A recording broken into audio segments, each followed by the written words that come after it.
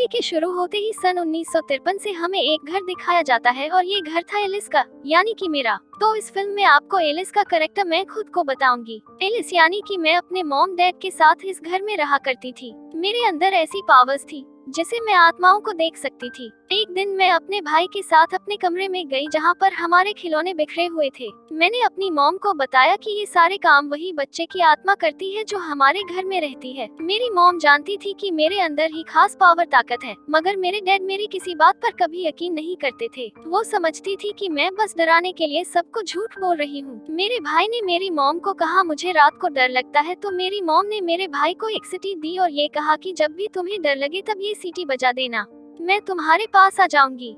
जब मैं और मेरा भाई सो रही थी तभी हमारे कमरे में उसी बच्चे की आत्मा आई जो हमेशा हमारे खिलौने बिखेर दिया करती थी। उसे मेरे भाई ने देख लिया।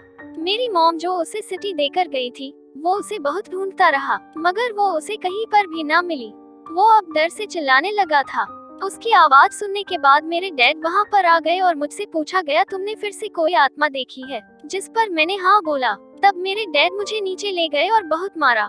बेसमेंट में बंद कर दिया था क्योंकि वो मेरे बारे में ये जानती थी कि मैं जानबूझकर ये सब कुछ करती हूँ। मैं लोगों को डराती हूँ क्योंकि मेरे डैड मेरी इन हरकतों की वजह से तंग आ चुके थे कि मुझे ये भूत प्रेत आत्माएं नजर आती है। तभी अचानक से वहाँ पर बेसमेंट की लाइट बंद हो गई और तभी मुझे वहाँ से एक आवाज आई जो मौसी कह रही थी कि अगर तुम्हें रोशनी चाहिए तो तुम्हें ये दरवाजा खोलना होगा। तो एक दरवाजे से जो बेसमेंट में बना हुआ था उसकी सुराग से रोशनी बाहर आ रही थी और ये आवाज भी मुझे वहीं से आई। वहाँ पर उस दिन बाजे की चाबी भी थी।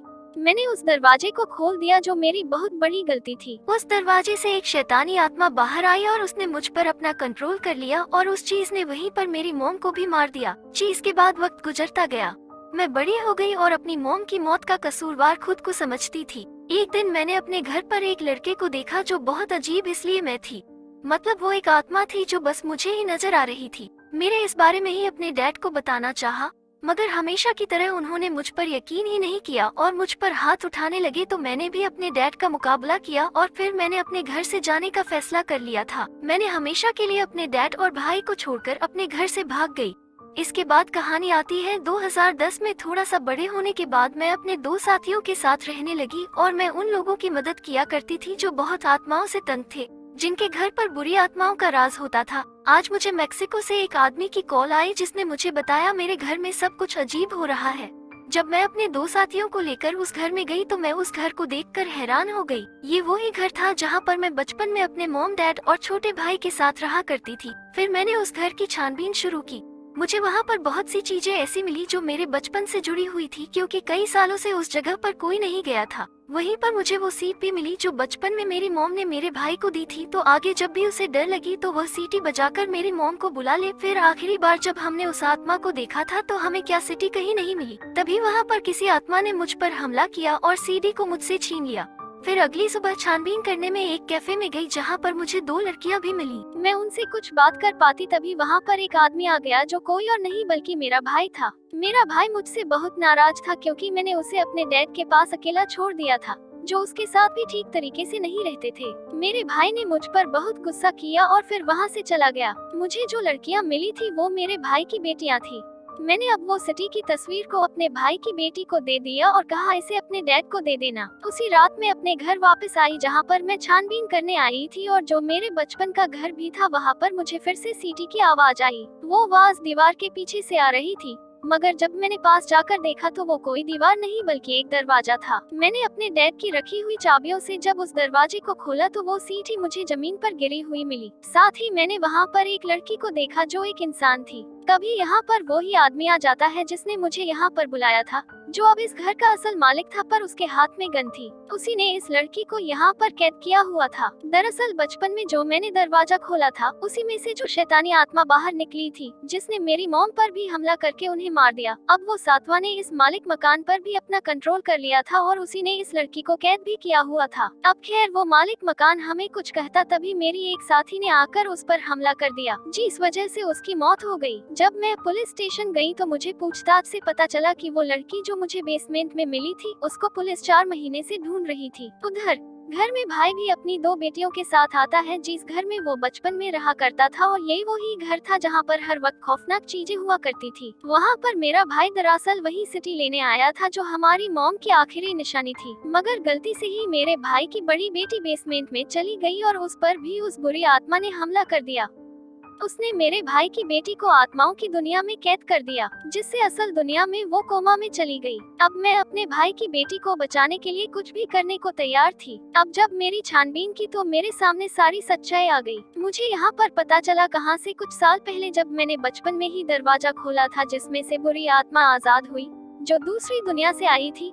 उसने मेरी मॉम को मारने के बाद मेरे डैड पर अपना कंट्रोल कर लिया, जिसके बाद मेरे डैड बुरे काम करने लगे। वो लड़कियों को पकड़कर उन्हें कैद कर देते और फिर मार देते थे। आखिरी बार मैंने अपने घर को छोड़ने से पहले जिस लड़की को अपने घर पर देखा था तो कोई आत्मा नहीं थी, बल्कि एक लड़की थी, एक इंसान जिसको मेरे डैड नहीं कैद किया हुआ था। अब सब कुछ सच जानने के बाद मुझे अपने भाई की बेटी को हर हाल में बचाना था और दूसरी दुनिया से वापस लाना चाहती थी। अब खैर, मैंने जब छानबीन शुरू की तो मुझे एक संदूक मिला। जैसे ही मैंने उसे खोला, बहुत अजीब था। वो बुरी आत्मा जो दूसरी दुनिया से आई थी उसने मेरे गले को पकड़ लिया और मेरी भी आत्मा को अपने साथ दूसरी दुनिया में नहीं गई। फिर मैंने उस दुनिया में एक अपना बचपन देखा। छोटी एलिस ने मुझे बताया कि वो आत्मा जो हमारी दुनिया में है उससे एक की फेस कहा जाता है, जिसके पास हमारी दुनिया और दूसरी दुनिया की चाबी। कभी वो आत्मा पीछे से मेरे पास आई और उसने मेरा गला पकड़ लिया, जिसके बाद असल दुनिया में मैं भी कोमा में चली गई। वहीं पर मेरे भाई की दूसरी बेटी जो कि अपने बारे में अपने डैड को ये कह दिया है कि उसके अंदर भी मेरे जैसी ताकतें थी, वो आत्माओं को देख सकती थी, वो सीधा आत्माओं की दुनिया में जा सकती थी। इसीलिए अब वो मुझे बचा रहे हैं और अपनी बहन को बचाने दूसरी दुनिया में आ गई थी। उसे वहीं पर उस लड़के की आत्मा मिलती है जिसको आखिरी बार मैंने अपने घर पर देखा था। वो उसे रोशनी देती है और ये कहती है कि तुम्हें दीवार ती पार जाना है। उस दरवाजे के पार आ गई थी जहाँ पर बहुत सारे जेल बने हुए थे।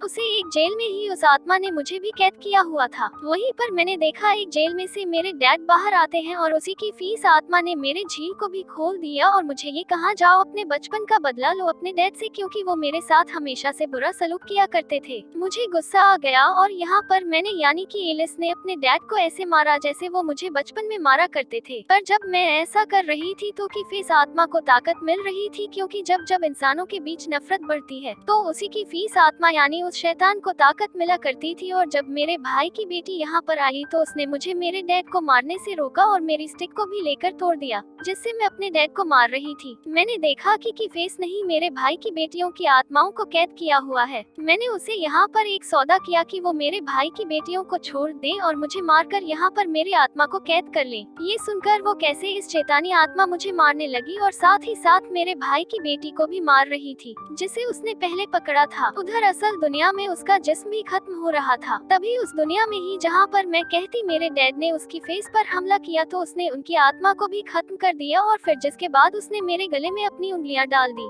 तभी मेरे भाई की छोटी बेटी ने मुझ तक वो सिटी बैंड की जो मुझे बचपन में मेरी मॉम ने दी थी। जब मैंने उस सिटी को बजाया तो वहाँ पर मेरी मॉम आ गई। उन्होंने उसकी फेस शैतानी आत्मा को खत्म कर दिया।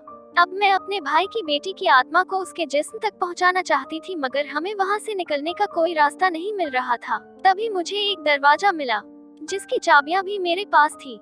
जब मैंने उसे खोला उसके अंदर जाकर मुझे अपने भाई की बड़ी बेटी का जिस्म नजर आया, जिसके बाद मैंने उसकी आत्मा को उसके अंदर भेज दिया। उससे हुआ ये, उसे असल दुनिया में भी एक होश आ गया। फिर मेरी मॉम ने मुझसे कहा, कभी भी अपने आप को मेरी मौत का कसूरवार मत समझना, और ये कहकर वो आत्माओं की दुनिया में चली गई। जिसके बाद मुझे और मेरे भाई की छोटी बेटी को भी असल दुनिया में होश आ गया और हम बहुत जख्मी थी, जिसके बाद हमें हॉस्पिटल ले जाया गया। वहाँ पर मेरा भाई भी था।